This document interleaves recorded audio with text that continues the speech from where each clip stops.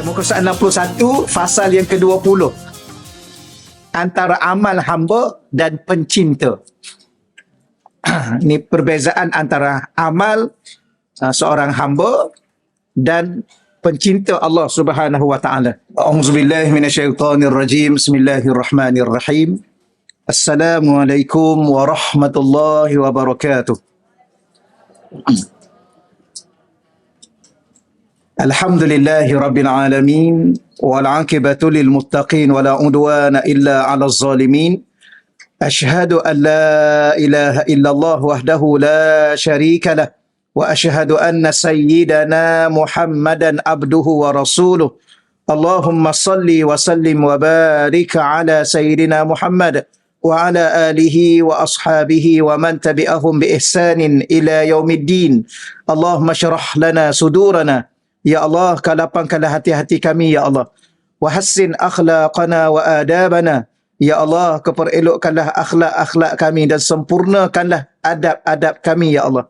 Wa yassir lana umurana fid dunya wal akhirah. Ya Allah, kau permudahkanlah segala urusan-urusan kami sama ada di dunia dan terutamanya di akhirat nanti, Ya Allah. Allah marzuqna al-fahma wal ilma, Ya Allah. Engkau rezekikanlah kepada kami kefahaman dan ilmu pengetahuan, Ya Allah. Wal hikmata wal aqla, kau rezekilah juga kepada kami hikmah, kebijaksanaan dan akal yang waras lagi sempurna, Ya Allah. Birahmatika ya arhamar rahimin, dengan rahmatmu ya Allah ya arhamar rahimin. Walhamdulillahi rabbil alamin. Amma ba'd. Yang pertama yang saya hormati dan saya muliakan ya Puan Hajah Salwa dan seluruh urustia pengajian Raudatul Muslimah. Yang saya hormati dan saya muliakan para ahli ilmu, tuan-tuan dan puan-puan muslimin muslimat yang dirahmati Allah Subhanahu wa taala sekalian. Alhamdulillah, sekali lagi kita melafazkan rasa syukur dan terima kasih kepada Allah Subhanahu wa taala, dan pada pagi yang mulia ini di tempat yang penuh dengan barakah ini ya kita sama-sama meneruskan ya pembacaan kitab Risalah Tauhid. Untuk pagi ini muka surat berapa kita ya? Dah dekat nak khatam dah ya. Bukunya nipis. Tapi lambat baca. Baik, muka surat 61, fasal yang ke-20. Antara amal hamba dan pencinta. Ini perbezaan antara amal seorang hamba dan pencinta Allah Subhanahu wa taala. Imam Arsalan Ad-Dimashqi rahimahullahu taala berkata, ya wa nafa'na bi ulumihi wa nafa'na Allah bi ulumihi, semoga Allah taala memberi manfaat kepada kita akan ilmu-ilmu beliau, wa yarfa'una bi asrarihi, dan Allah mengangkat kerohanian kita dengan sebab rahsia-rahsia ilmu yang Allah curahkan kepadanya.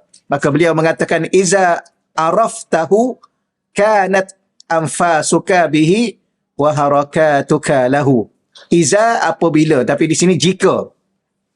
Araftahu, kamu mengenalinya, iaitu mengenali Allah Subhanahu wa taala.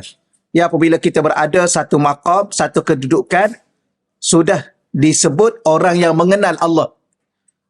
Kita ulang lagi sekali tuan-tuan ya, supaya tuan-tuan dan puan-puan ingat, mengenal Allah ini ada dua cara, dua keadaan. Cara pertama mengikut ulama-ulama tauhid, iaitu dengan cara al-istidlal. Istilahnya al-istidlal, iaitu mengenal Allah dengan mencari dan membawa dalil-dalil dan bukti-bukti. Dan biasanya perbahasan itu merujuk kepada akal. Bawa dalil akal. Termasuklah bawa dalil Al-Quran yang difahami dengan akal yang sahih. Contoh, macam mana nak kenal Allah? Allah itu Tuhan yang maha wujud. Kenal melalui sifat. Allah itu Tuhan yang maha wujud. Apa bukti dan dalil wujud Allah? Maka wujudnya alam ini. Itu satu kaedah. Dan sesiapa yang sudah mengenali Allah dengan mempelajari sifat 20 tu, maka dia disebut orang yang al-ma'rifah al-burhaniyah. Orang yang telah mencapai satu maqam ma'rifah secara mempelajari dalil-dalil. Kaedah kedua ialah kaedah penyucian jiwa, tazkiyatun nafsi, ya, yang dipelopori oleh ulama-ulama tasawuf. Yang kita sedang belajar ni, tauhid yang dibahas oleh ulama tasawuf, iaitu perbahasan memfokus pada hati, membersihkan jiwa. Dan hati dan jiwa ni bila mana dia bersih, maka dia dapat menyaksikan Allah dengan mata hati. Ketika itu, makrifah itu dinamakan al-ma'rifah syuhudiyah ataupun kashfiyah, iaitu Allah Ta'ala membuka mata hati kita untuk kita mengenal Allah. Yang ni kalau nak bahas, dia kena bahas panjang lah dalam kitab Tauhid. 2 perbahasan Tauhid tadi. Yang seingat kitanya, kita dah baca dulu. Ingat lagi tak? Yang kita dah khatam. Bukan setakat baca, kita dah khatam. Sebelum kita baca kitab ni kita dah khatam satu kitab kan? Kalau masih ingat lah. Kalau masih lupa, wallahu a'lam. Jadi, jika, yang di situ. Arafta ni fi'il madhi. Ya, satu kata kerja yang memberi makna telah. Jadi, jika kamu telah, tapi dia tak terjemah telah kat situ. Kalau nak lebih jelas, perkataan tu kata kerja yang menunjukkan masanya telah lepas. Jadi, jika kamu telah mengenalinya, kembali kepada Allah, mengenali Allah, kanat anfasuka bihi, maka nafasmu dengannya. Maka setiap nafas, hembusan nafas kita, maka kita dengan Allah Subhanahu Wa Taala. Ya, wa harakatuka, bukan setakat nafas kamu dengan Allah. Wa harakatuka, dan seluruh pergerakanmu. Harakat tu jamak ya, jamak muannas salim, iaitu seluruh pergerakanmu. Ataupun kalau kita nak katakan segala gerak-gerimu lahu, kerana dia. Boleh insya-Allah ya. Apabila kita sudah mengenal Allah Subhanahu Wa Taala, segala nafas kita yang kita hembus, yang kita tarik, mesti dengan Allah. Maknanya apa? Kita baca kat bawah tu. Atau dengan kata mudahnya, sentiasa ingat Allah. Maka setiap hembusan nafas kita, tarikan nafas kita, tak pernah satu saat pun, satu hembusan pun, kita lupa Allah. Dan tidak dengan Allah, sentiasa dengan Allah. Bahkan setelah itu, seluruh gerak-geri kita, duduk, bangun, tidur, makan, bercakap, berjalan, membeli belah. Apa lagi? Meraya-raya ada. Ada juga melancung dan sebagainya. Semuanya itu kerana Allah. Nak pergi mana bulan ni? Kalau nak pergi Mekah, pergi umrah tu confirm lah nampak kerana Allah kan? Kalau nak pergi China, nak pergi Korea, nak pergi Turki, lillahi ta'ala. Mesti kerana Allah. Kalau tidak, kita tidak dianggap orang yang sudah mengenal Allah. Belum mengenal Allah. Hari ni macam mana ni? Ni pakai mafla ni. Kerana apa ni? Kerana Palestin. Kerana Allah. Tapi kerana Palestin dulu ke Allah dulu? Ya. Alhamdulillah. Tu masing-masing jawab lah. Masing-masing jawab. Habis yang tak pakai ni kerana apa? Sedap lah yang pakai itu kerana apa, yang tak pakai ni. Sama lah yang ni. Ni kerana apa? Kerana Allah juga.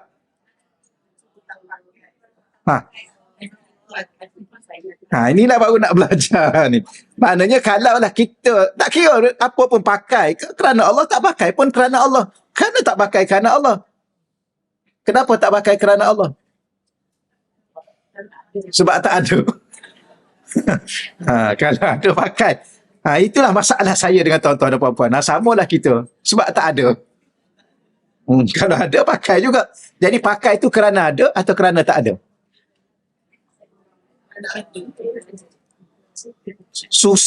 Susah kita nak sampai kepada makam ni kalau kita tidak atau belum mengenal Allah. Okey, ada sedikit di situ, ada nota kaki angka 98 tu. Inilah antara rumusan. Ya, kalam ni nampak ringkas, tapi dia merupakan suatu kalam, rumusan awal perbahasan Syekh As-Salan Ad-Dimashqi rahimahullah ta'ala berkenaan kemuncak cinta dalam jiwa hamba. Okey ya? Yang ni rumusan awal tau, bukan rumusan pertengahan, rumusan akhir. Untuk bicara sampai ke tahap mana? Kemuncak cinta dalam jiwa hamba kepada Allah Subhanahu Wa Taala. Apa maksudnya? seorang pencinta ni, maka setiap hembusan nafasnya, bahkan kalau kita nak tambah boleh lagi, ya, setiap denyutan jantungnya, setiap langkah perjalanannya, apa lagi? Seluruhnya dengan kekasihnya. Tidak ada satu saat pun, ataupun boleh kita ulang lagi, tidak ada satu hembusan nafas pun, atau tidak ada satu kelipan mata pun, tidak ada satu jenutan jantung pun, tidak ada satu langkah perjalanan pun tidak dengan kekasih. Sama ada dia bersama kekasih atau dia tidak bersama kekasih, tapi jiwa dan hatinya sentiasa dengan kekasihnya. Macam mana ni?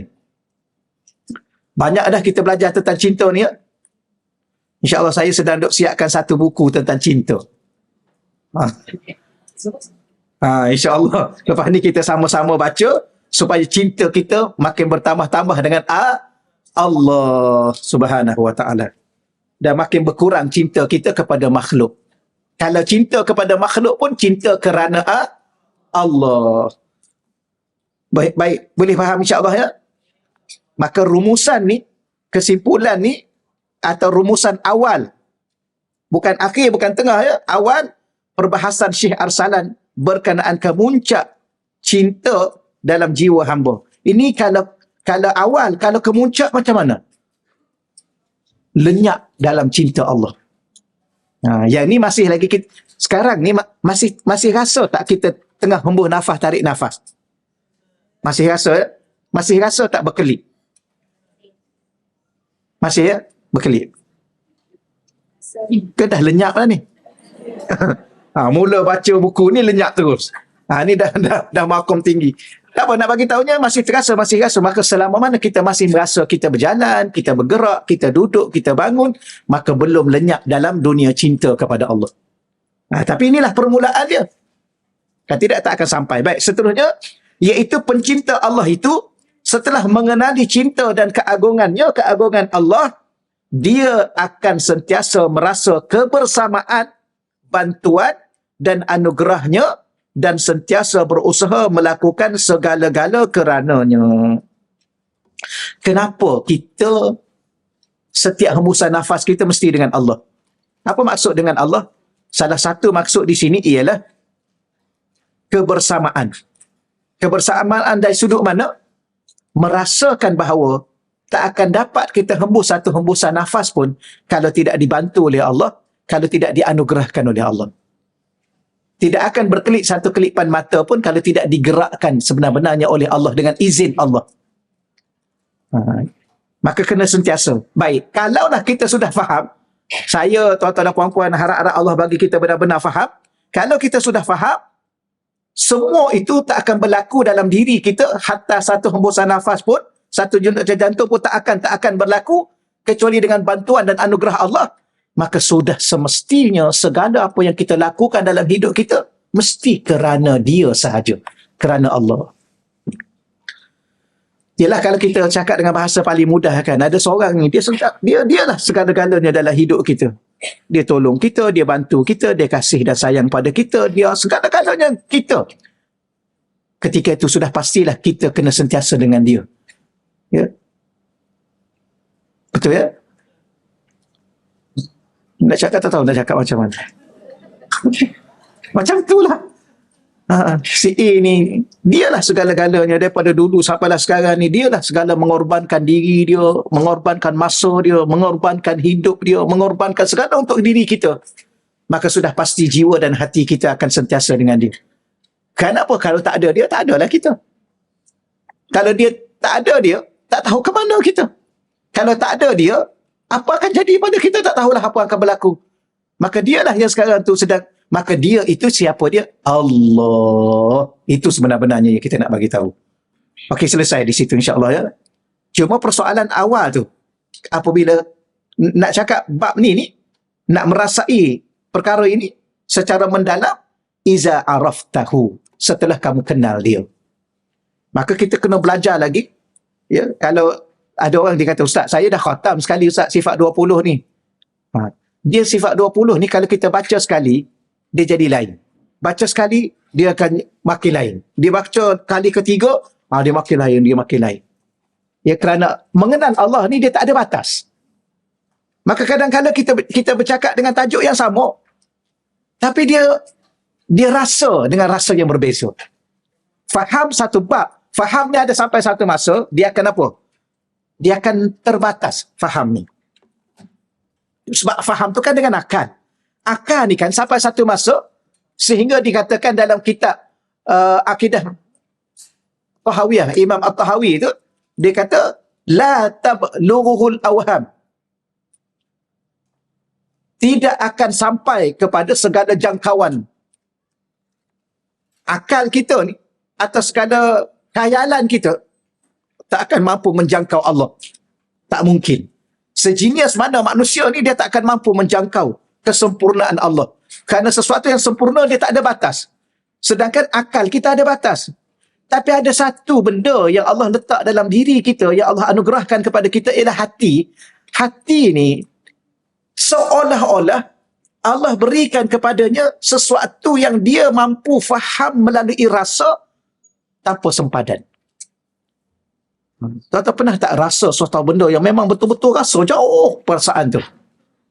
Bahkan tenggelam dalam rasa tu. Lenyap dalam rasa.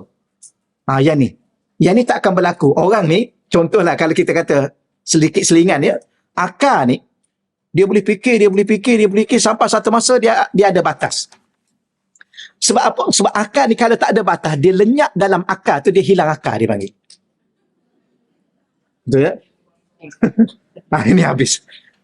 Dia fikir sampai dia habis akal, dia hilang akal. Dah hilang akal, tak ada apalah. Inna lillah wa inna ilaihi raji'un. Mula-mula tu namanya genius, lepas tu ditukar pada majnun. Tapi hati tak. Hati ni bila mana dia merasai, dia meyakini, dia bertambah yakin. Sebab tu yakin tu sendiri ada apa? Ada ilmu yakin, ada ainul yakin, ada hakul yakin, ada kamalul yakin. Di mana yakin itu? Di hati. Makna hati ni dia boleh pergi sejauh-jauhnya. Bahkan kadang-kadang dia lenyap dalam rasa tu. Dengan rasa keagungan Allah. Pernah tak lenyap dalam rasa keagungan kebesaran Allah? Yang ni kita belum. Jadi, bila mana, maknanya apa? Maknanya selagi mana hati tu boleh dirasai, itu belum cukup luas lagi, belum cukup jauh. Tapi bila mana sampai satu masa tenggelam dalam rasa tu, ketika itulah kita akan berada satu keadaan ke apa dia? Satu keadaan, satu tahap, satu maqam yang disebut orang ialah ma'rifatullah. Dengan cara apa? Terbuka, tersingkap segala hijab-hijab di hati kita. Yang ni susah nak bagi tahu sebab dia rasa. Banyak kali dah saya ulang. Ya, kita kena belajar sampai ke tahap itu dengan izin Allah. Orang yang tak pernah rasa, dia tak akan pernah faham. Sebab tu selalu ulama ulang-ulang. Ulama-ulama dalam bab ni dia ulang apa? Memang terkena. Kita pun dah ingat dah. Malam yadri, malam yazuq la yadri. Malam yazuq la yadri. Atau kama qal. Sesiapa yang tak pernah rasa, dia tak akan faham. Dia tak akan mungkin faham. Sebab dia kena rasa dulu, baru dia boleh faham. Macam rasa sedih lah. Orang tak pernah rasa sedih. Kita cerita kat dia pasal sedih, dia tahu apa. Tapi ada tak orang tak pernah rasa sedih? Tak ada kan? Cuma sedih itu tahapnya berbeza-beza. Paling-paling sedih apa kita dalam hidup kita ni? Paling-paling sedih. Sampai pensan tak? Tak cukup sedih. Siapa pernah rindu? Benar.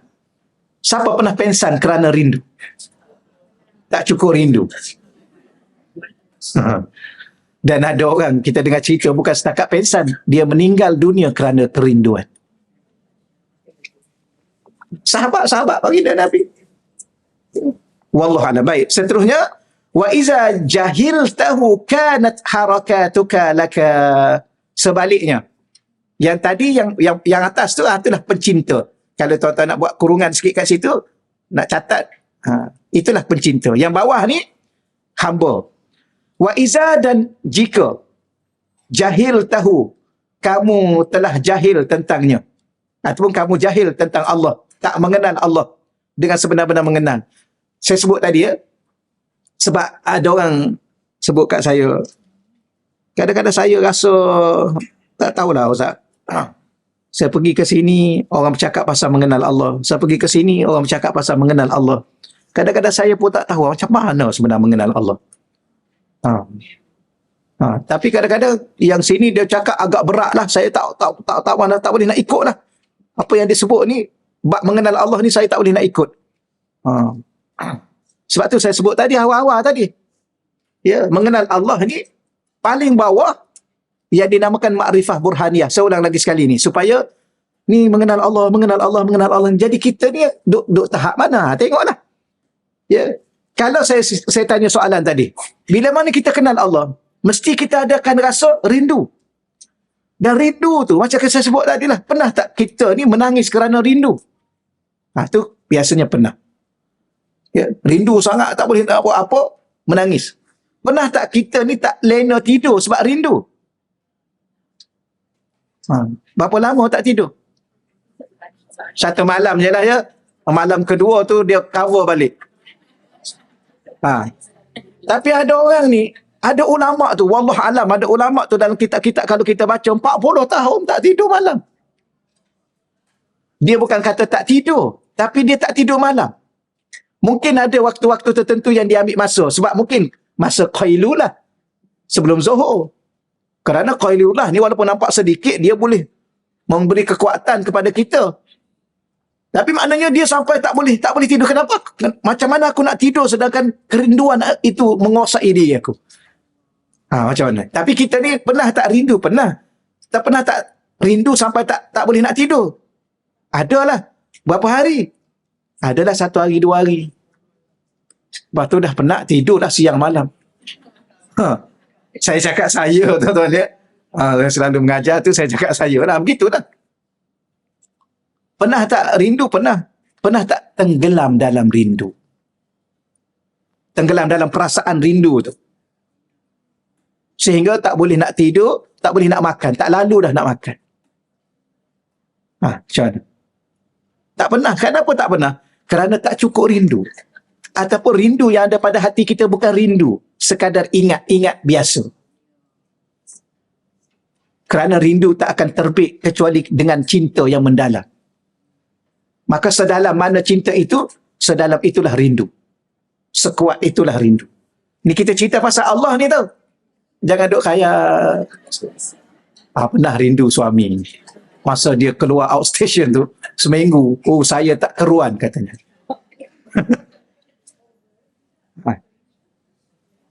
Betul ya? Pernahlah rindu isteri masa dia duk berpantang, hantar kat kampung. Kita duk sorang-sorang. Masa tu tak lena makan. Nak makan apa sebab tak ada orang memasak. Makan tak lena. Tak lena. Saya cakap macam tu. Itulah tanda tak keruan. Kerana dah terlalu rindu. Tak apalah. Nak sampai makam tu, ma'rifah yang pertama. Yang kedua. Yang kedua. Sebab ada ma'rifah tu ada dua. Melalui hati dengan rasa. Habis macam mana nak ni? Yang ni yang selalu saya ulang bahawa rasa ni dia kena ada bimbingan. Dia bukan masalah rasa dalam hati secara biasa, dia terbit daripada kerohanian. Tingkatan kerohanian. Maka dia kena dibimbing oleh seorang murabbi mursyid, banyak kali saya ulang. Dan mesti ada zikir khusus. Zikir khusus, bukan zikir-zikir biasa, ya, dia zikir-zikir yang khusus. Okey, baik. Yang bawah tu, apabila kamu jahil tentangnya, iaitu tidak mengenal Allah, kanat adalah harakatuka laka, maka pergerakanmu untuk dirimu sendiri. Hatta solat pun untuk diri sendiri. Cakap pada Allah, tapi rupa-rupanya untuk diri sendiri. Betul ya? Sebagaimana kita sebut sebelum ni. Apa maksud untuk diri sendiri? Nak syurga, nak ganjaran. Salah tak? Tak salah. Tapi masih berbelah bahagi antara kepentingan diri dengan Allah. Semata-mata Allah. Yang disebut ikhlas. Ikhlas tu kan hanya Allah. Mana boleh berbahagi? Berbahagi dengan siapa? Berbahagi dengan diri sendiri. Boleh ke? Yang ni yang susah kita nak faham sikit ya. Susah sikit nak faham. Bercinta ni sampai kepada satu tahap, kita kena menafikan diri kita. dan menyatakan hanyalah kekasih kita. Tapi kalau kita bercinta tetapi masih merasakan diri kita dan merasa kepentingan untuk diri kita dan mesti memenuhi kehendak diri kita, maka ketika itu bukan cinta. Betul ya? Gitulah. Jadi selama ni bercinta tak pernah rupa-rupanya. Saya pun tak tahu nak cakap apa ya. Kadang-kadang dalam kehidupan kita pun sama dengan kita juga. Sama dah. Kita cakap kita cinta kat isteri kita, tapi semua benda kita suruh isteri kita buat kat kita. Betul tak? Yang ni memang betul. Tapi sama juga isteri. Sebaliknya, dia kata dia cinta kat suami dia, tapi semua benda dia kawal suami dia. Betul tak? Ni realiti tau. Walaupun bukan pada tuan-tuan dan puan-puan, pada dunia yang ada pada hari ini, yang dinamakan dunia cinta. Sebenarnya bukan dunia cinta, saya selalu sebut dunia bisnes. Kerana setiap interaksi kena ada habuan. Setiap interaksi kena ada imbalan. Kalau tidak, tak akan mungkin berinteraksi. Sebab tu kadang-kadang kita kahwin awal-awal dulu kan. Kahwin tu awal-awal dulu kahwin. Kenapa? Kerana kita nak dia bahagiakan kita. Awal-awal lagi. Bukan kita nak bahagiakan dia. Ya, I boleh terima you. Tapi you kena janji kat I, you mesti bahagiakan I. You jangan cubit I tau. Cubit pun tak bagi. Bukan pukul. Awal-awal lagi dia bagi syarat. Kalau you buat begini, tahulah I buat apa. Ugut awal-awal. Yang kawan tu pula masa tu dia nak betul-betul kan. Dia pun tak kisah. Okeylah, I sanggup dah segala-gala.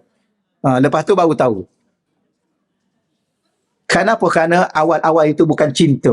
Tapi apa tahu tak? Nafsu. Kerana apa? Mungkin kerana tertarik dengan kehansaman.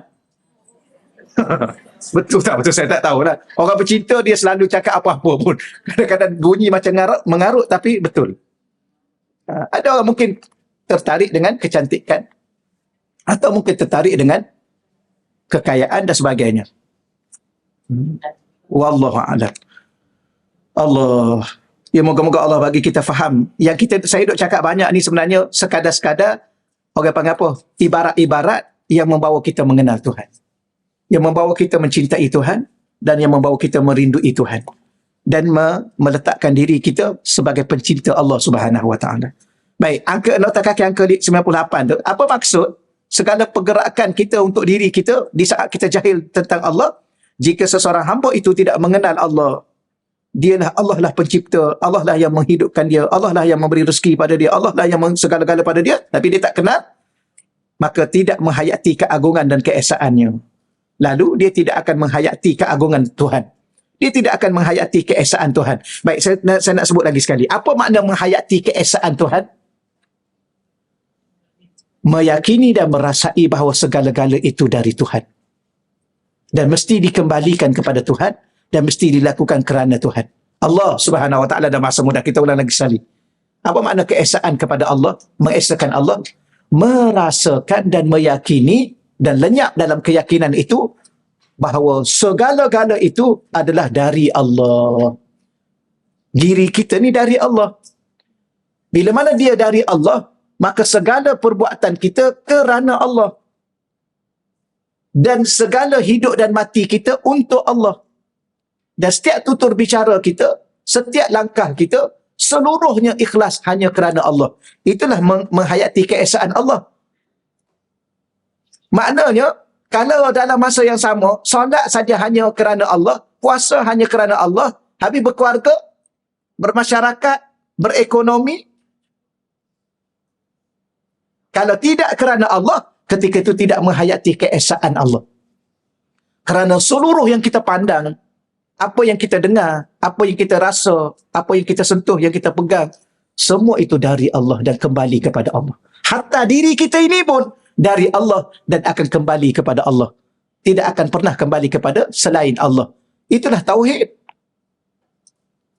Maka kalau selama mana kita tidak menghayati sampai ke tahap itu, maka kita mungkin tak sempurna pada tauhid, ataupun tauhid kita masih bercampur dengan syirik yang tersembunyi. Salah satunya masih merasai kepentingan diri kita sendiri. Itu ya. Jadi orang yang mementingkan diri sendiri tak payah bercakap soal cinta. Pembohong. Sama ada kita dengan Allah sendiri atau kita sesama kita. Ya, cakap cinta tapi jumpa-jumpa tak cakap pasal kekasih, tak pasal dia. Dating. Jumpa. Dia jumpa tahu dia cakap apa? You tak nak tanya I sihat ke tak sihat. Sepatutnya jumpa tu dia tanya kekasih dia, you sihat tak? You dah makan? Ni you tak nak tanya I sihat tak sihat. Betul apa lagi? You ingat I nak duduk sini saja ke ni? You tak tahu I lapar. Semua pasal diri dia. You tahu tak I semalam tak dapat tidur? Dia juga. La haula wala quwata. Katanya cinta. Katanya kekasih. Nak jumpa kekasih. Tapi segala isyarat. You kena tolong I kau. Lepas ni I nak buat itu, nak buat ini. Oh, lagi. Dia tolong dia lagi. Patut hantar mesej I love you. Bohong. Betul ya? Mesej tu pun tak tulis penuh. Tulis I and you. Tu je. Malas nak tulis. Cinta apa? Nak bercakap lagi pasal cinta. La haula wala quwwata illa billah. Orang yang bercinta tahu. Tengok Nabi Musa alaihissalam. Ingat tak Nabi Musa alaihissalam? Allah tanya dia, apa yang ada kat tangan kamu? Sebenarnya dia boleh jawab aja, tongkat. Tapi dia jawab macam mana? Yang ada kat tangan aku, tongkat. Dengan tongkat ni aku guna untuk ini, untuk ini. Lepas tu ada satu kisah, wallahualam, ada satu kisah.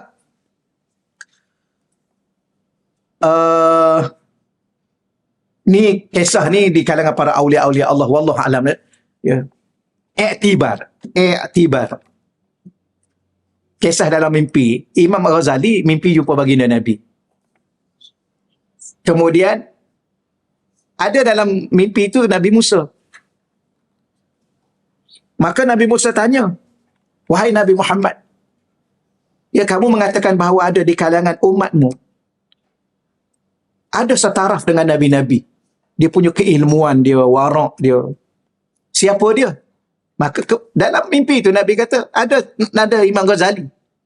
Maka ini salah satu seorang ulama aku yang kedudukan keilmuannya apa dia, warak dia dan sebagainya, sama dengan taraf Nabi-Nabi yang terdahulu. Maka Nabi Musa tanya soalan. Maka bila mana Nabi Musa tanya soalan pada Imam Ghazali, Imam Ghazali jawab panjang. Lalu Nabi Musa pun kata, wahai Nabi Muhammad, kamu kata ilmunya banyak. Aku tanya satu soalan, dia jawab macam-macam dia jawab ni.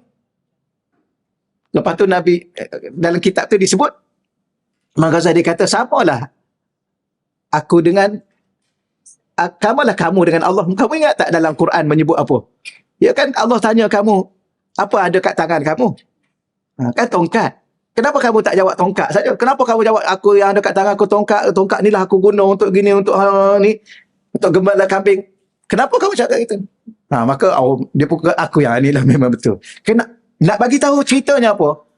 Bila mana sang kekasih bertanya kepada kekasihnya satu je soalan, dia jawab panjang. Kenapa dia jawab panjang? Kerana seronok berbicara dengan kekasih. Itu maksud dia. Seronok berbicara dengan kekasih. Ni kita ni, A'udzubillahi minasyaitonirrajim. Alif Lam Mim. Sadaqallahul Azim. Tak adalah sampai tahap tu. Nak bagi tahunya apa? Baca Quran satu muka dah menguat. Kata berkasih. Kata cinta ke Allah. Orang bercinta ni lepas satu muka. Lepas satu muka. Sampai penat. Tak boleh dah. Kenapa? Dah penat dah. Rehat sekejap. Lepas rehat sekejap, baca lagi. Kenapa? Orang bercinta. Orang bercinta kan? Macam dulu-dulu. Ingat tak dulu-dulu? Ni zaman-zaman kita ni dulu. Telefon yang tepi jalan tu. Namanya bergayut. Ingat lagi tak? Yang ada telefon kat rumah, kena mak, ya Allah. Kejap-kejap mak marah apa ni. Dia je duk pegang telefon tu. Kakak pun tak sempat, abang pun tak sempat. Tahu tak? Seronoknya berbicara. Ha. Kalau kat tepi jalan, tuan-tuan ingat, tuan-tuan ada buat juga kan? Ada juga tak? Oh, baguslah tuan-tuan ni. Tapi zaman tuan-tuan ke dah ada ke telefon tepi jalan tu? Dah ada ya? Oh ni, duit shilling dalam poket ni. Mak bagi duit shilling, mak bagi 50 sen kan dulu, 50 sen aja dulu. Oh, tak makan, puasa. Kenapa? Nak simpan duit shilling tu, nak masukkan dalam peti tu lah. Nak bergayuk tu. Masuk 20 sen, masuk 20 sen. Ingat lagi ya? Mesti pernah buat ni. Sambunglah saya pun. Astagfirullahalazim. Kemudian last sekali tinggal 10 sen. Ya Allah, yang ni pening yang ni. Ya Allah, dah tinggal 10 sen dah ya Allah. Tak ada ke orang datang nak pinjam? Kononnya bercinta. Tapi cinta masa tu namanya cinta? La haula wala quwwata illa billah. Tak ada makhluk lain. Patutlah bergayut. Cinta tu nama cinta monyet. Lepas tu, tak kahwin-kahwin pun dengan kawan tu. Rugi duit habis banyak. Betul tuan-tuan sekalian. La haula wala quwwata illa billah. Sebab dia bukan cinta. Allah. Boleh insyaAllah ya? Seronok lah tu kan? Semua tak kena. Kerana bukan hakikatnya. Bila mana kita berbicara pasal hakikat, apa makna hakikat? Sesuatu yang sebenar. Kenapa? Kerana sebelum ni tak kena sebab tak sebenar. Jadi itulah makna keesaan Allah. Seluruh hidup ni hanya kerana dia. Hatta mati pun kerana dia. Maka dia akan mengurus. Jadi kalau tak sampai ke tahap itu, maka dia, iaitu manusia tadi, yang jahil tadi, kita tu lah yang jahil tu. Kadang-kadang kita kata manusia yang jahil. Siapa? Kita lah. Masing-masing diri lah. Termasuk saya. Kita. Yang jahil ni, yang tak cukup mengenal Allah ni, akan mengurus dan mengatur hidup untuk dirinya sendiri. Termasuklah beribadah untuk apa yang dia boleh dapatkan untuk dirinya sendiri. Termasuk ibadah pada Allah pun. Bahkan awal-awal ibadah tu pun syakat apa? Lillahi ta'ala. Usalli fardu maghrib. Lillahi itu pun berbelah bahagi dengan untuk diri sendiri. Maka kalau sampai ke tahap itu, atau masih di tahap itu, makanya kita ni belum pencinta. Kita ni sekadar hamba-hamba yang biasa. Tu pun bimbang-bimbang lagi. Kejap-kejap hamba Allah, kejap-kejap hamba yang satu lagi. Jadi hamba tu pun berbelah bahagi lagi. Betul ya? Kejap hamba Allah, kejap hamba nafsu, kejap hamba syaitan, kejap hamba dunia, kejap tak tahulah hamba apa. Kadang-kadang hamba kepada diri sendiri. Waliyazubillah. Allah. Berat ni. Kita cakap ni benda nampak ringan, tapi benda itu subhanallah, Allah sahaja yang tahu betapa beratnya kita insan yang lemah ni untuk mencapai kedudukan ni. Tapi di sana ada insan-insan yang Allah bantu mereka, yang Allah pilih mereka menjadi wali-wali Allah, kekasih-kekasih Allah, yang mereka ni sudah mengenal Allah, yang disebut arif billah, orang yang mengenal Allah. Sebab tu paling-paling kurang tuan-tuan dan puan-puan, paling-paling kurang kita mencari orang-orang yang digelar murabbi-murabbi mursyid, orang-orang yang arif billah, untuk kita menjadi anak murid kepada mereka. Paling kurang. Kalau kita tak sampai ke tahap tu. Moga-moga suatu hari nanti Allah Ta'ala golongkan kita dekat dengan mereka. Balik akhirat ada panji-panji tahu ni, tengok bendera-bendera ni. Ada panji-panji. Ni duduk dengan panji ulama' ni, duduk dengan panji ulama' ni, duduk dengan wali ni, duduk dengan wali ni. Termasuk kita ni, mazhab Asy-Syafi'i. Di Malaysia ni. Sebab tu jangan terpengaruh dengan mana-mana ustaz yang suka nak bawa-bawa macam-macam ni. Ya, kita orang Malaysia ni pihak berwajib. Pihak yang berautoriti di negara kita ni. Kita Selangor di negeri Selangor. Ya, maka segala fatwa yang keluar daripada Majlis Fatwa Negeri Selangor di bawah mazhab Asy-Syafi'i. Ya, jangan duk sibuk nak ikut negeri lain. Ada satu negeri tu. Cakap tu dulu. Kalau nak ikut situ, pergi duduk sana lah. Jangan duduk bawah. Kita ni kita kena ikut tau, kena patuh pada tempat yang kita duduk. Kerana tempat kita duduk ni ada orang yang memegang autoriti dalam bab. Bukan sebarangan, dia orang ilmu ni. Ilmu-ilmu pihak apa? Pihak yang ada majlis fatwa ni. Bukan seorang. Ramai. Dia dipanggil majlis. Ada ahli majlis fatwa negeri. Bukan ilmu-ilmu tahap kita. Orang lama-lama yang masak, yang matang dalam bidang tu, bukan dalam bidang kita. Yang tu kita kena ingat. Apa yang saya nak maksudkan ialah, bila mana kita balik akhirat nanti, maka kita berada di belakang Imam Syafi'i. Dia akan bertanggungjawab dengan segala amalan kita. Kerana kita ikut apa yang difatwa oleh dia. Dia melalui pihak-pihak berwajib. Jangan kejap imam ni, kejap imam ni, kejap imam ni. Dia kata semua betul Ustaz. Yalah, memang semua betul. Imam kat masjid kita pun semua betul baca dia. Tapi sekali solat, ikut satu aja imam. Ke ada orang ikut dua imam sekaligus dalam masa satu solat. Sebab imam tu semua betul. Imam masjid ada berapa? 5. Imam 1, imam 2. Sekali solat, 5 ikut. Atau kejap. Tak boleh setakat tu dulu lah. Nanti tajuk ni tak boleh rugi masa. Baik, muka surat 62. Masa okey lagi ke? Saya ni tertinggal telefon pula dah. Tak apa ya? Mana ada? Dia tak boleh mengaji lama tajuk ni, berat. Dia memberatkan perasaan. Baik, muka surat 62. Al-abid ma lahu sukunun. Al-abid, seorang hamba. Al-abid, seorang hamba. Boleh juga disebut seorang hamba yang ahli ibadah. Ma lahu sukunun, tiada baginya akan sukun. Apa makna sukun? Ketenangan dalam perbuatan. Seorang hamba itu, dia tidak ada ketenangan dalam perbuatan. Apa maksudnya? Ini pula rumusan kedua. Berkenaan peringkat-peringkat kehambaan.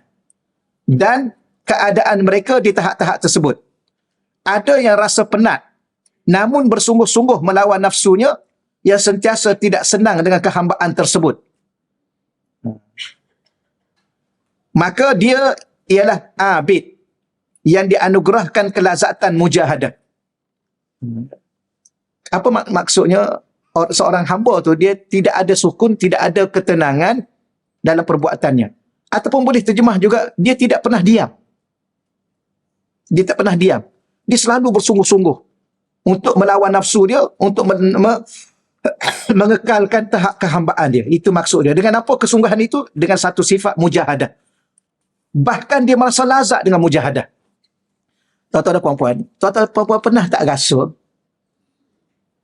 lapar sebab puasa, tapi seronok? Bukan seronok dengan puasa, seronok dengan lapar. Puasa mesti seronok. Mana ada saya tak seronok lah dengan puasa ni. Mana ada tak seronok dengan puasa, tak baik. Puasa tu kan ibadah. Tak suka dengan ibadah, ni masalah orang ni. Tapi ibadah apa? Dia bukan masalah, dia kata, bukan masalah ibadah Ustaz, tapi kalau saya puasa, lapar, dia kata. Yang ni lah ada orang, dia puasa, tapi memang lapar, tapi dia rasa alhamdulillah seronok. Seronok dengan lapar tu. Ada orang seronok dengan kenyang tau. Yang tu biasa. Tuan-tuan dan puan-puan, ada orang dia seronok dengan musibah. Ada satu hadis junjungan baginda Nabi sallallahu alaihi wasallam. Ya, ada orang ni dia menunggu musibah, dia bergembira dengan musibah sebagaimana kita bergembira dengan nikmat. Ada satu kitab saya baca kat Masjid Negeri itu, 40 hadis kebahagiaan insan. 40 hadis-hadis Nabi yang cerita pasal kebahagiaan.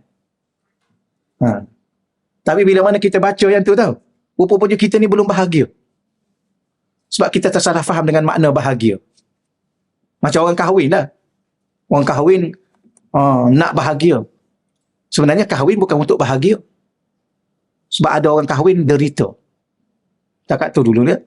Dia cerita lain pula. Cuma nak bagi tahunya ialah ada hadis junjungan baginda Nabi sallallahu alaihi wasallam. Nabi cerita ada orang di luar sana, mereka bergembira menunggu musibah dan seronok di saat mereka ditimpa musibah sebagaimana kita seronok mendapat nikmat. Kenapa? Kerana dia bukan seronok dengan musibah tu. Dia seronok dengan ganjaran di sebalik musibah. Tapi kita ni tak tahan kan? Tak tahan. Ya Allah. Allah uji dengan sakit kepala pun tak tahan. Awak ingat saya ada masa nak sakit kepala?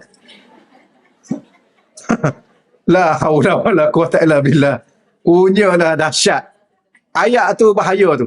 Ayat tu, tapi okeylah, iklan kan nak jual ubat, biasalah. Macam penjual ubat tepi jalan tu lah. Oh ya Allah. Kalah kita sebagai penceramah. Baik, wazahid. Wazahid ma lahu raghabatun. Apa makna zahid? Orang yang zuhud. Apa makna orang zuhud? Orang yang dalam hati dia tidak ada kehendak kepada dunia. Hati dia. Tapi zahir dia cari dunia. Bukan kata dia zuhud tu dia tak ada. Saya ni ustaz, saya tak nak dah. Saya dah zuhud. Saya tak nak dunia-dunia ni. Tak nak dunia satu je, mati. Jadi selama mana kita duduk di dunia, kita ambil lah dunia. Tapi jangan letak dunia dalam hati. Itulah zuhud. Zuhud bukan di mulut. Ya, sebab tu kadang-kadang ada orang memang dia ingin nampak hebat dengan kekayaannya, tapi dalam hati dia tak ada kekayaan tu. Sebab tu dia rendah diri. Tapi ada orang ni tak kaya pun tapi sombong. Kenapa? Kerana dia merasakan apa yang sedikit tu dah ada dalam hati dia. Dia pun rasa hebat. Itu zuhud. Baik, orang zuhud ialah tiada baginya keinginan. Yang inilah. Nah, jadi orang zuhud terhadap dunia, nota kaki angka 101 tu ya, yang bawah tu, maka sudah tiada lagi keinginan terhadap keduniaan dan kepentingan duniawi. Bahkan tiada lagi keinginan selain Allah. Itu zuhud. Dia tak ada lagi keinginan kepada dunia dan kepentingan apa yang ada kat dunia. Ya, segala jawatannya, segala kekayaannya. Tak ada keinginan tu kat mana? Kat hati dia. Tapi kalau dia memiliki dunia ni, okey, tak ada masalah memiliki dunia. Tapi dalam hati dia tak ada. Yang ada dalam hati dia hanyalah Allah. Itulah orang zuhud. Bukan orang zuhud tu yang pakai sekadar apa yang ada compang-camping. Kenapa zuhud? Itu bukan zuhud, tak kena gaya, malah bekerja. Cuma dulu, zaman dulu seumpama macam tu. Kenapa? Kerana sesuai dengan zaman dulu. Zaman sekarang jangan buat begitu. Orang nampak kita malas. Ya, sebab tu Imam Malik kaya. Imam Abu Hanifah kaya. Tak silap satu lagi, Sufyan As-Sauri.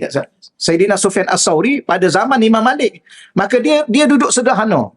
Maka dia tegur Imam Malik. Dia kata, wahai Imam Malik, aku tengok kamu ni mempamerkan kekayaan. Imam Malik ni memang dia kereta kuda dia pakai pakaian yang hebat-hebat. Tapi bila mana orang tanya dia, kenapa kamu pakai pakaian hebat? Sebenarnya aku menjaga ilmu yang ada pada aku. Ya. Bukan aku pakai itu kerana apa? Nak jaga gahnya ilmu.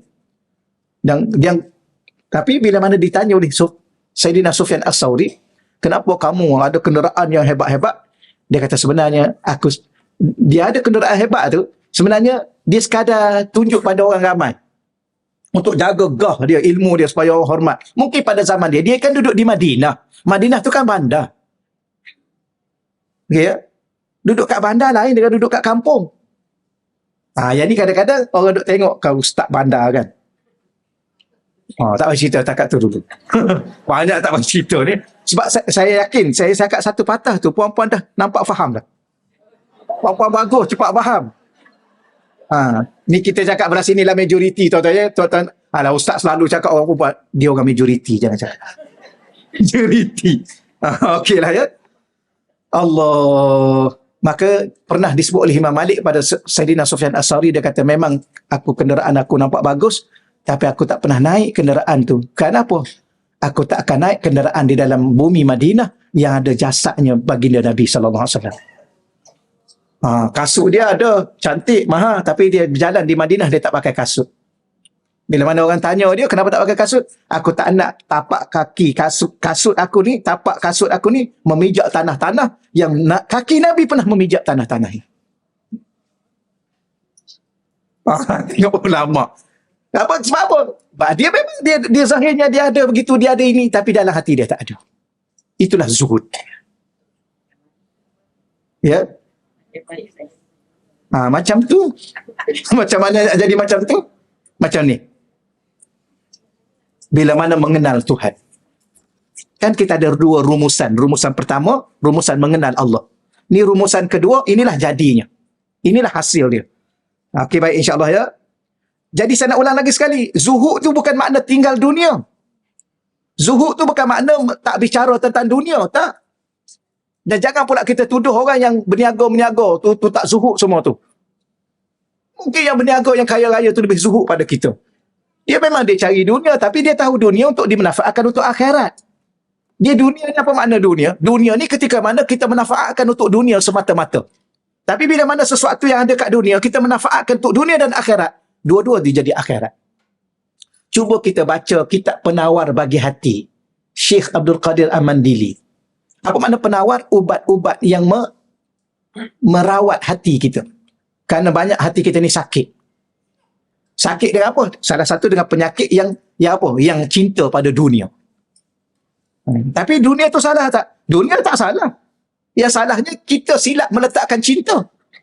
Kita duk bicara pasal cinta pada Allah. Tiba-tiba dalam diri kita, dalam hati kita, cakap saja cinta Allah, tapi bukan cinta Allah, cinta dunia.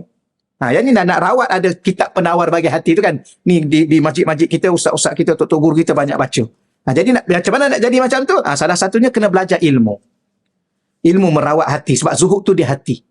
Okey, yang seterusnya. Was-siddiq. Ni lagi tinggi maqam dia. Yang tadi Al-Abid. Yang kedua Az-Zahid. Ya. Yang ketiga As-Siddiq. Orang yang sangat benar. Kita nak terjemah apa dalam bahasa kita ya? Dia ada dua sabdu kat situ. Ada sidqun, benar. As-siddiq, orang yang terlalu amat benar. Ya, kadang-kadang guna bahasa Melayu ni terlalu amat ni salah kan? Tapi terlalu amat sangat-sangat benar. Apa lagi bahasa dia? Siddiq, ma lahurtikanun, tiada baginya akan penyandaran. Apa maksudnya? Iaitu orang yang benar-benar jujur dalam hubungan kepada Allah. Maka tiada baginya sebarang kebergantungan dan penyandaran kepada selain Allah. Itu maksud dia. Nak tahu kita ni jujur tak dengan Tuhan? Kalau kita ni benar-benar jujur dengan Tuhan, tidak ada lagi kebergantungan kita, tidak ada lagi sandaran hidup kita kepada selain Allah. Ni kita ni kan, macam kita ni, lah kalau ada anak, kita dah umur macam ni kan, kita beralhamdulillah tak apalah anak ada. Adalah sikit simpanan. Betul ya? Adalah pencin. Maka itu sandaran-sandaran kita. Takdirlah kalau semua tu tak ada, mesti kita gelabah. Anak tak ada, pencin tak ada, simpanan pun tak ada. Ni alhamdulillah ada KWSP kan? Macam mana tu nak sampai ke tahap tu? Tak apalah kalau susah nanti pun adalah sekeping tanah kat kampung tu. Mana sandaran-sandaran tu? Maka kita tidak disebut, kita tidak sampai kepada maqam. Ya. Apa maknanya? Maknanya kita ni bukan golongan siddiq. Jadi apa cerita kepada Sayyidina Abu Bakar As-Siddiq? Kan cerita dia masyhur. Bila mana Nabi minta sedekah, minta sumbangan. Betul? Kan dia bagi semua. Bila mana Nabi tanya, kamu bagi apa? Semua dah bagi. Apa yang kamu tinggalkan? Allah dan Rasul. Ini Siddiq. La haula wala quwata illa billah. Kalau Allah tak jadikan kita ni, tapi Allah nak jadikan kita, maknanya kita kena ada rumusan pertama tadi. Kena belajar sampai kepada mengenal Allah. Kalau belum mengenal, kena belajar lah. Mengenal tu pula dua tadi. Yang pertama, kena belajar dengan ulama-ulama usuluddin. Yang pertama tadi, mengenal Allah dengan dalil Quran, dalil hadis, dalil akal. Atau kena baca kitab Sifat 20 dengan ulama-ulama yang mahir dalam bidang usuluddin, ahli sunnah wal jamaah. Kemudian kalau nak sampai kepada makrifah yang kedua, tahap yang tinggi yang kedua, yang dinamakan syuhudiyah, dengan hati, mata hati menyaksikan, itu dengan ulama-ulama murabbi mursyid, ulama-ulama sufi, untuk pembersihan jiwa. Kerana bab tu dia dengan hati. Dan apa yang kita bicara kat sini hari ini, semua merujuk pada hati. Cinta di mana? Di hati. Wallahu a'lam. Ada soalan tak? Kalau ada, setakat ni lah. Nak sambung lagi ni. Dia teks ni agak panjang sikit. Kalau tak ada soalan, kita terus muka surat 63 tu. Ya? Waktu dah habis. Alhamdulillah. Soalan. Kalau ada. Kalau ada soalan di saat-saat masa kecederaan ni.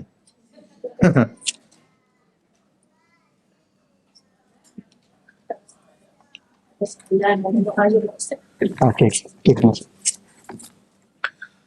Allahumma salli ala sayyidina wa lana Muhammad. Ada soalan ni.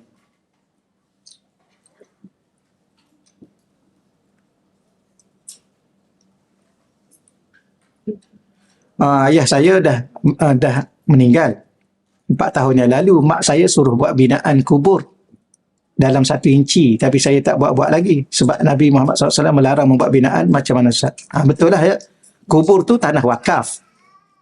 Kubur tanah wakaf. Yang ni tahu semua kan. Bila mana kubur tu tanah wakaf, tidak dibenarkan membuat binaan yang kekal. Tak dibenarkan. Ya, kalau nak buat tu, ya, letak batu nisan aja lah. Itu sunnah. Jangan buat apa dipanggil apa je. Kepuk tu. Tak boleh tu. Kalau letak saja, satu hari nanti boleh dibuka dan boleh dibuang untuk diletak mayat yang lain. Itu harus. Tapi kalau boleh itu pun tak payahlah. Kerana apa? Kerana bimbang-bimbang akan, orang panggil apa, mengambil ruang. Dia akan mengambil ruang. Kubur tu kan untuk manfaat ramai, bukan untuk kita seorang. Tapi kalau untuk elakkan tanah daripada ruang seperti dalam. Masuk ke dalam mana? Bila hujan, tanah akan kurang, tanah dalam. Mendak. So yang kebuk, macam kontrol tanah tu supaya tak mendak lah. Dia letak. Kalau letak saja, tu haruslah. Letak saja dan sampai satu masa orang nak guna, orang boleh buka ataupun angkat saja, boleh guna, tak apa. Tapi jangan buat binaan kekal. Ada orang tu sampai ke dia letak ke dalam, dah susah, menyusahkan orang lain untuk memanfaatkan. Jangan sampai menyusahkan orang lain untuk memanfaatkan tanah wakaf tu. Yang ni kalau maknanya kalau akak ni tanya soalan, maknanya dia kena cakap balik pada mak dengan baik-baik, dengan cara beradab, bahawa tak boleh dilakukan apa yang diminta itu. Kerana apa? Kerana itu adalah tanah wakaf yang kita hak milik bersama, bukan milik kita untuk kita buat binaan yang tamah-tamah. Memang orang buat binaan kekal. Ya, wallahu a'lam.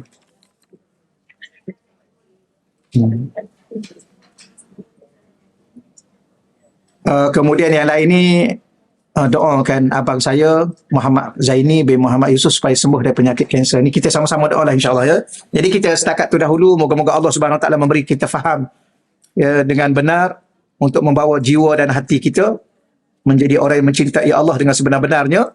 Dengan jalan Allah membawa kita dan memudahkan kita belajar ilmu untuk mengenal Allah Subhanahu Wa Taala. Dan insya-Allah kita doa kepada kita